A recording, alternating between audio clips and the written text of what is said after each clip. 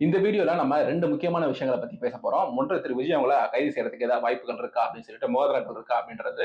அதுக்கப்புறம் 2வது ground level report. நெறைய பேர் வந்து இந்த கூட்டம் தடியடி நடத்திருக்காங்க அப்படின்ற மாதிரி விஷயங்கள் மட்டும் தான் சொல்லியிருக்காங்க. அதெல்லாம் சொல்லியிருப்பாங்க. அது இல்லாம இன்னும் நெறைய கிரவுண்ட் ரிப்போர்ட்ஸ் இருக்கா அப்படின்ற அதிர்ச்சிகரமான தகவல் உங்களுக்கு இந்த வீடியோல காத்துட்டு இருக்கு. அன்பு தமிழ் நெஞ்சங்களுக்கு பிரணவின் வணக்கங்கள். நம்ம இதுக்கு முன்னாடியே கரூரை பத்தி 2, 3 ஷார்ட்ஸ் போட்டாச்சு. 2, 3 வீடியோஸும் போட்டாச்சு. Instagram, Facebookன்னு. அதெல்லாம் பார்த்திருந்தீங்கன்னா உங்களுக்கு தெரிஞ்சிருக்கும். அந்த எல்லாருமே சொன்ன விஷயங்கள நம்ம சொல்லியிருந்தோம். ஒரு விஷயம் விஜய் அவங்க கைது செய்யறதுக்கு வாய்ப்பு இருக்கா அப்படின்னா, செப்டம்பர் 19, 18ஆம் தேதி இந்த தேதிகள்ல கோர்ட்ல ஒரு ஹியரிங் கேஸ் ஒண்ணு நடந்தது. சிபிஆர் விமல்குமார் அவங்க போட்ட கேஸ். அந்த கேஸோட அவுட்கம் 3 விஷயங்கள் ஷார்ட்டா சொல்லிடுறேன். முதல் விஷயம் டெபாசிட் ஒண்ணு வாங்கணும். இந்த மாதிரி அரசியல் கட்சிகள் வந்து கூட்டம் செய்றாங்க, கூட்டம் நடத்துறாங்க அப்படின்னா, அந்த கட்சிகள் கிட்ட இருந்து டெபாசிட் ஒண்ணு வாங்கணும் அப்படின்ற மாதிரி சொல்லியிருந்தாங்க. அதுல ஏதாவது பப்ளிக் ப்ராப்பர்ட்டி டேமேஜ் இருந்தா அதில் கிளைம் பண்ணிக்கலாம் அப்படின்ற ஒரு விஷயம். தெரியலன்னா கேட்டுக்கோங்க. தெரியலனா ஒரு பிரான்ச் மாதிரி ரிவிஷன் மாதிரி வச்சுக்கோங்க. 2வது விஷயம் என்னன்னா, இது ரொம்ப நல்ல விஷயமும் கூட. அந்த கோர்ட் அறிவுறுத்தினது டிஜிபி கிட்ட வந்து ஒரு உத்தரவு மாதிரி கொடுத்திருந்தாங்க. கைட்லைன்ஸ் ஒன்று ஃப்ரேம் பண்ணுங்க. எல்லா கட்சிகளும் இந்த கைட்லைன்ஸ் ஒர்க் ஆகும். எல்லா கட்சிகள் ஏதாவது பொதுக்கூட்டம் எல்லாம் வைக்கணும்னு நினைக்கிறாங்கன்னா அவங்களுக்கு இந்த ஃப்ரேம் ஒர்க்ஸ் எல்லாம் வந்து செல்லுபடி ஆகும் அப்படின்னு சொல்லிட்டு ஒரு ஃப்ரேம் ஒர்க் உருவாக்குங்க அப்படின்ற மாதிரி சொல்லியிருந்தாங்க. திமுக முப்பெரும் விழாக்கு 10 12 கட்டுப்பாடுகள், அதுக்கப்புறம் இவருக்கு வந்து 20 25 கட்டுப்பாடுகள் அப்படின்ற மாதிரி வித்தியாசங்கள்லாம் இருக்கு. அதனால ஒரே கட்டுப்பாடுகள் விதிங்க. அதே கட்டுப்பாடுகள் வந்து எல்லா கட்சி பொதுக்கூட்டங்கள் ஆர்ப்பாட்டங்களுக்கு செல்லுபடியாகும் அப்படின்ற மாதிரி ஒரு விஷயங்கள் சொல்லியிருந்தாங்க. அது ரொம்ப நல்ல விஷயமும் கூட. அப்புறம் 3வது ஒரு விஷயம், திரு விஜய் அவங்களுக்கு ஒரு குட்டு வச்சிருந்தாங்க அப்படின்னு சொல்லிட்டு எல்லாம் தம்ப்நெயில் போட்டு போன வாரங்கள் வீடியோல பார்த்திருப்பீங்க. அந்த வீடியோல வந்து நம்ம குறிப்பிட்டிருந்தோம். இப்ப இதுலயும் குறிப்பிடுறதுன்னா கோர்ட் சொன்னது அப்படி நீதிபதி சொன்ன விஷயம் என்ன அப்படின்னா, திரு விஜய் அவங்க தான் வந்து கூட்டம் வந்து வருதுன்னா அந்த கூட்டத்தை கட்டுப்படுத்த வேண்டிய பொறுப்பு திரு விஜய் அவங்களுக்கு மட்டும் தான் இருக்கு அப்படின்னு சொல்லிட்டு, திரு விஜய் அவங்களோட ரசிகர்கள் மட்டும் வந்தாலே திரு விஜய் அவங்கள கட்டுப்படுத்த ரொம்ப கஷ்டம். நேத்துக்கு திரு செந்தில் பாலாஜி அவங்கள பத்தி விமர்சனம் செஞ்சுட்டு இருக்கும்போது, நீங்க அந்த கூட்டத்துல வந்து பாத்தீங்கன்னா ஃபுட்டேஜஸ்ல வந்து பாத்திருந்தீங்கன்னா செருப்பு வீசப்படுறதை நீங்க பார்த்திருந்திருப்பீங்க. அதன் தொடர்ச்சியா பாத்தீங்கன்னா 10 ரூபாய்க்கு பாட்டில் மேல காசு வாங்குறாரு அப்படின்னு சொல்லிட்டு இந்த பாடல் லிரிக்ஸ் ஒன்று பாடியிருந்தாரு. சொந்தமா ஒரு லிரிக்ஸ் ஒன்று பாடியிருந்தாரு. அந்த பாடி முடிச்சதுக்கு அப்புறம் பாத்தீங்கன்னா செருப்பு ஒன்று வந்திருந்தது. அந்த செருப்பு வந்த உடனே கூட்டத்துல வந்து கொந்தளிக்கிறாங்க. அதுக்கப்புறம் பார்க்க வந்து பாடி முடிச்சுட்டு அவரோட பேசிட்டு இருக்கோம் வந்து அஷ்மிதா 9 வயசு ஒரு பொண்ணு காணாம போச்சு அப்படின்னு சொல்லிட்டு வந்து சொல்றாரு. கண்டுபிடிச்சு சொல்லி நீங்க உங்க வாய்ஸ்ல சொல்லுங்கன்னா அப்படின்னு சொல்லிட்டு ஆதவர்சனா வந்து சொல்றாரு. சொன்ன உடனே அவங்க வந்து விஜய் அவங்க வந்து அதை பேசுறாங்க. பேசின உடனே அதுக்கப்புறம் வந்து கிளம்புறதுக்கு 7:15 கிளம்புறாங்க. கிளம்பும்போது பாத்தீங்கன்னா மயக்கம் போட்டு விழுகுறாங்க. அதுக்கு வந்து திரு விஜய் அவங்க வந்து பாட்டில் எல்லாம் போட்டிருந்தாங்க. தண்ணி பாட்டில் எல்லாம் போட்டிருந்தாங்க. ஒரு கிளான்ஸ் சொல்லிடுறேன். இதுல இருந்து போனா அந்த ஃப்ளோ வந்து கரெக்டா வந்துடும். ஸோ திரு விஜய் அவங்க பாட்டில் போட்டாங்க. அதுக்கப்புறம் மயக்கம் போட்டு விழுகிறத பார்த்தோன்னே ஆம்புலன்ஸ் எல்லாம் வர சொல்லிட்டு எல்லாம் கூட்டிட்டு போக சொல்லியிருந்தாங்க. அந்த இடத்துல பாத்தீங்கன்னா ஒரு கூட்ட நெரிசல் ஏற்பட ஆரம்பிச்சிருக்கு. லத்தீப் சார்ஜ் ஒன்று பண்ணியிருக்காங்க. லத்தீப் சார்ஜ் ஒன்று பண்ணது தொடர்ச்சியா பாத்தீங்கன்னா அந்த இடத்துல ஒரு பல்ல இருந்ததா கேள்விப்படுறோம். ஒரு சாக்கடை குழி அப்படின்னு சொல்லிட்டு கேள்விப்படுறோம். எஸ்டி சூர்யா அப்படின்னு சொல்லிட்டு பிஜேபியில இருக்காரு. அவர் வந்து இன்ஸ்டாகிராம் காலையில வந்து பதிவு போட்டுருக்காரு அப்படின்னு சொல்லி பாக்குறோம். அவர் அந்த போட்டிருந்த சாக்கடை குழியில தான் வந்து கிட்டத்தட்ட 20 பேர் உயிரிழந்திருக்காங்க அப்படின்னு சொல்லிட்டு நான் நினைக்கிறேன். சோ ஒரு குழி ஒன்று இருந்திருக்கு. சாக்கடை குழியா இல்ல பள்ளமா அப்படின்னு சொல்லிட்டு தெரியல. அந்த ரோட்ல பள்ளம் இருக்கிற வாய்ப்பு கம்மி. அதனால அந்த சாக்கடை குழி தான் சொல்லி நினைக்கிறேன். அந்த சாக்கடை குழியில வந்து ஒருத்தர் விழுக அதன் தொடர்ச்சியா அது மேல சொல்லிட்டு ஒரு 20 பேர் வரைக்கும் அந்த சாக்கடை குழியில உயிர் வந்திருக்காங்க அப்படின்ற தகவல்கள் அதிர்ச்சிகரமான தகவல்கள் வருது.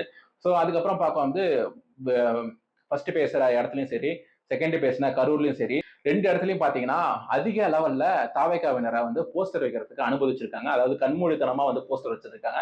கட்டுப்பாடுகள் விதிக்கல அப்படின்னா அந்த தொண்டர்களை பத்தி சொல்லவே தேவையில்ல. அதிக லெவல்ல போஸ்டர் எல்லாம் வச்சிருப்பாங்க.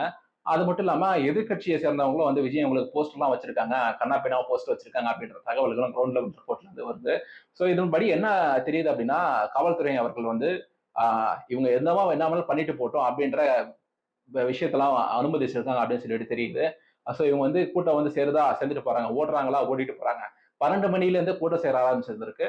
அந்த 12 மணி 1 மணிக்கே வந்து இந்த கூட்டத்தை வந்து தடியடி எல்லாம் அடிச்சு அப்ப வந்து ஒழுங்குபடுத்திருந்தாங்கன்னா இப்போ இந்த இடத்துல வந்து விஷயங்கள் நடந்திருக்காது அப்படின்னு சொல்லிட்டு ஒரு தரப்பும் சொல்லிட்டு இருக்காங்க. இன்னொரு தரப்பு என்ன சொல்றாங்கன்னா 2 மணி 3 மணிக்கு வந்து பேசிட்டு போக வேண்டிய திரு விஜய் அவங்க வந்து லேட்டா தான் வந்திருக்காங்க. 7 மணி அது போலதான் வந்திருக்காங்க. அதனாலதான் இந்த மாதிரி விஷயங்கள் ஆயிருக்கு அப்படின்னு சொல்லி சொல்றாங்க. ஏன்னா அந்த கூட்டம் வந்து காலையில 10 மணில இருந்தே இந்த கூட்டம் வந்து அந்த இடத்துல இருந்துட்டு இருந்திருக்கு. அதுக்கப்புறம் 7 மணி வரைக்கும் இருந்துட்டு இருந்திருக்காங்க. சோ அப்படிலாம் பார்க்க வந்து அந்த இடத்துல ஒரு மூச்சு திணறல்லாம் ஏற்பட்டு மயக்கம் போட்டு வந்திருக்காங்க. டீஹைட்ரேஷன்ல ஆயிருந்து இந்த தண்ணி இதெல்லாம் வந்து கம்மியாயிட்டு இறந்திருக்காங்க அப்படி சொல்லி அது படி சொல்லி பாக்குறோம். அதுக்கப்புறம் விஜய் அவங்களோட வண்டி போக போக ஏற்கனவே முன்னாடி இருந்த கூட்டமே பின்னாடி இங்க ஒரு கூட்டம் இருக்கு. அப்படியே சேர்ந்து அந்த கூட்டம் வந்து பின்னாடி போயிட்டு இருந்திருக்கு. நீங்க பாத்திருந்தீங்கன்னா திரு நரேந்திர மோடி, அமித்ஷா அவங்க எல்லாம் வந்து தமிழ்நாட்டுல வந்து ரோட் ஷோ செய்யறப்ப பாத்திருந்தீங்கன்னா உங்களுக்கு தெரிஞ்சிருக்கும். அவங்க பாட்டுல ரோட் ஷோல போயிட்டே இருப்பாங்க. அந்த கூட்டம் வந்து அங்கங்கே இருக்கும். இந்த கூட்டம் வந்து லைனா அங்கேயே நின்று இருக்கும். இப்படி போயிட்டு இருக்காங்கன்னா அந்த மக்கள் அங்கேயே தான் இருப்பாங்க. பின்னாடி ஃபாலோ பண்ணிட்டு வர பழக்கம்லாம் இருக்காது. ஆனா திரு விஜய் அவங்களுக்கு ரோட் ஷோ செய்ய வந்து சிஎம் ஸ்டாலின் அவங்களுக்கு சரி, இந்த மாதிரி ரோட் ஷோலாம் செய்ய வந்து அந்த மக்களா பின்னாடி இருந்து அப்படி அப்படியே குத்து குத்தாலாம் வந்துட்டு இருக்க மாட்டாங்க. அங்க நிக்கிற மக்கள் அங்கேயே நின்று இருப்பாங்க. இவங்க பார்த்துட்டு போயிட்டே இருப்பாங்க. ஹியூமன் செயின் மாதிரி இருந்துட்டே இருப்பாங்க. ஆனா திரு விஜய் அவங்களுக்கு இந்த 3 தடவையுமே சரி, இந்த மாதிரி கட்டுக்கடங்காம கூட்டத்த பாட்டுல வர விட்டுருக்காங்க அப்படின்றதுதான் நமக்கு தெரியுது. மொத கூட்டத்துல இருந்தே யாரோ இந்த மாதிரி அசம்பாவிதம் நடக்கணும் அப்படின்னு எதிர்பார்த்திருந்த மாதிரி தான் நமக்கு தெரியுது. அதுக்கப்புறம் 2வது விஷயம் என்னன்னா, கிரவுண்ட் லெவல் ரிப்போர்ட் என்ன மக்கள் வந்து கேட்கறாங்க அப்படின்னா, காலையில இருந்து அந்த கிரவுண்ட் லெவல் ரிப்போர்ட்ல என்னென்னலாம் வந்து எல்லா நியூஸ் சேனல் எல்லாம் வந்து பேட்டி எடுத்து போட்டுட்டு இருக்காங்க. என்ன சொல்றாங்க அப்படின்னா, நிறைய பேர் தாவேகா தரப்புலயும் வந்து உள்ளுக்குள்ள குமறல் என்னவா இருக்குன்னா, ஏன் வந்து அண்ணா வந்து இந்த இடத்த ஏத்துக்கிட்டாங்க? ரொம்ப குறுகிய இடமா இருக்கு. நிறைய பேர் வருவாங்க. அண்ணாவுக்கு வந்து ஏன் அண்ணா வந்து இந்த இடத்த ஏத்துக்கிட்டாங்க அப்படின்ற மாதிரி தான் சொல்றாங்க. நாங்க கேட்ட இடத்த கொடுக்கல. அதனால வந்து நாங்க ஆன்லைன்ல இருந்து பிரச்சாரம் பண்றோம் அப்படின்ற மாதிரி புரட்சிகரமா ஏதாவது பண்ணியிருந்தா கூட ரொம்பவே நல்லா இருந்திருக்கும். எங்க சைட்ல வந்து நாங்க பார்த்திருந்திருப்போம். மக்கள் மத்தியில வந்து ஈடுபட்டிருக்கோம். அந்த கலாய்களை அவங்க கலாய்ச்சிருந்திருப்பாங்க அப்படின்ற மாதிரி குற்றச்சாட்டுகள்லாம் வச்சிருந்திருக்காங்க. ஆனா திரு செந்தில் பாலாஜி அவங்கள பத்தி உண்மையான கோர் இன்ஃபர்மேஷன்ஸ், கோரான அவர் என்னென்ன லோக்கல் அரசியல் பண்ணுவார் அப்படின்ற மாதிரி இன்ஃபர்மேஷன்ஸ்லாம் திரு விஜய் அவங்களுக்கு தெரிஞ்சிருந்தா கண்டிப்பா அதை ஏத்துட்டு இருந்திருக்க மாட்டாங்க. அதனாலதான் சொல்றாங்க, திரு தாவேகாவினருக்கு தாவேகா விஜய் அவங்களுக்கு அதை மட்டும் தொண்டர்களுக்கு அரசியல் அனுபவம் ரொம்ப கம்மி அப்படின்ற குற்றச்சாட்டுகள்லாம் வைக்கிறாங்க. நீங்க போயிட்டு கரூர்ல இருந்து பாக்குறீங்க அப்படின்னா திரு உங்களுக்கு ஒரு ஒரு அரசியல் சொல்றா அவர் நிறைய பேர் அரசியல் செஞ்சு காலி பண்ணியிருக்காரு அப்படின்ற மாதிரிலாம் கிரவுண்ட் லெவல்ல போனீங்கன்னா அப்படின்னு பேசுவாங்க.